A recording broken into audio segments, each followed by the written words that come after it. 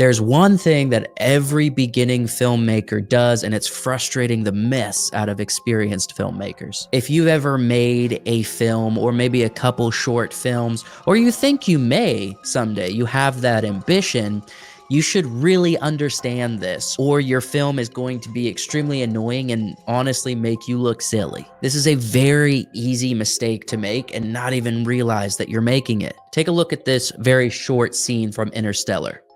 Get out there and save them. Who's they? We started detecting gravitational anomalies almost 50 years ago.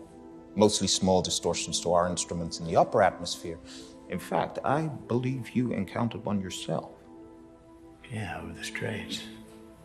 Now, I want you to take a very quick look at this scene from Pirates of the Caribbean, Dead Men's Chest.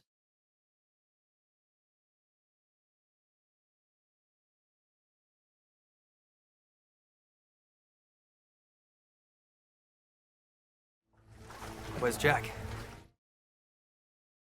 Now I want you to take a look at this scene from this indie film, and I won't give you the name because I don't want to bully them, but at the same time, this is a project I was involved with many years ago.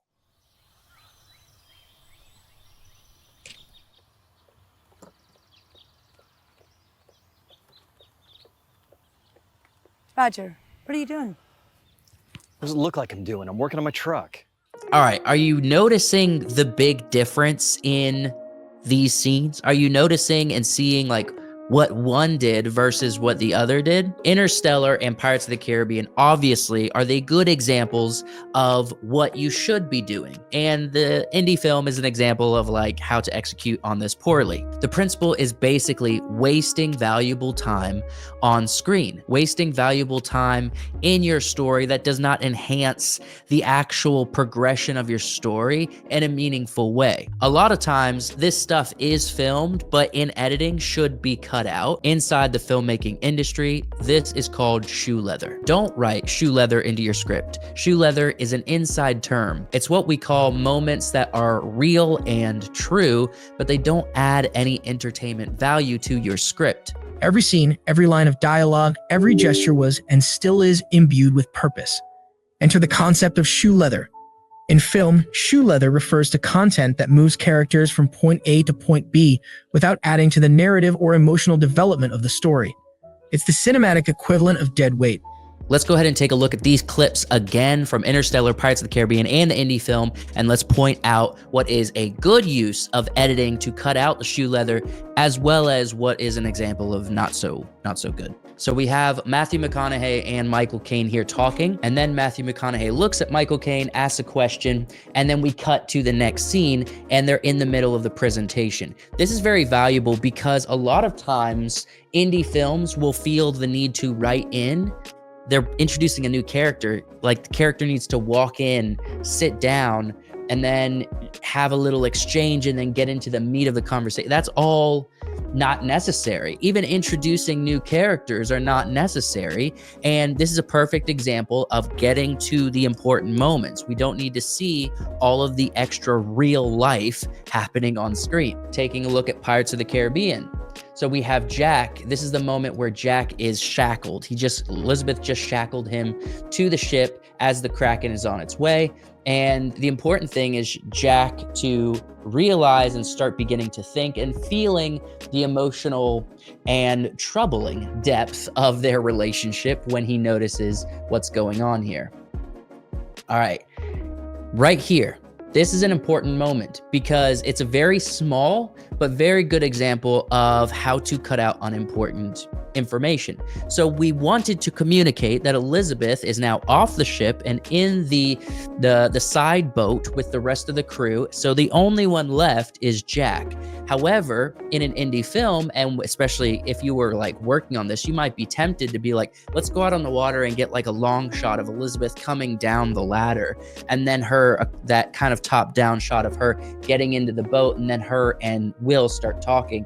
And if we're being honest, when it comes together and the edit happens, all we really need is to go from what is important, Jack being shackled, to seeing literally probably 2.5, 3 seconds of her at the bottom of the ladder, kind of stepping into the boat. We didn't have to see her come all the way down. This you will see nonstop all the time in almost every scene in cinema. And it is very simply not wasting time, cutting out the shoe leather. We don't need the real moments of every single thing in the story. And of course, let's take a look at the indie film again. This is a little painful. Like I said, I was kind of involved with this project. So we have the woman, she is walking down. She's walking down to the man working at the car. She's walking down, and now they start to have their conversation.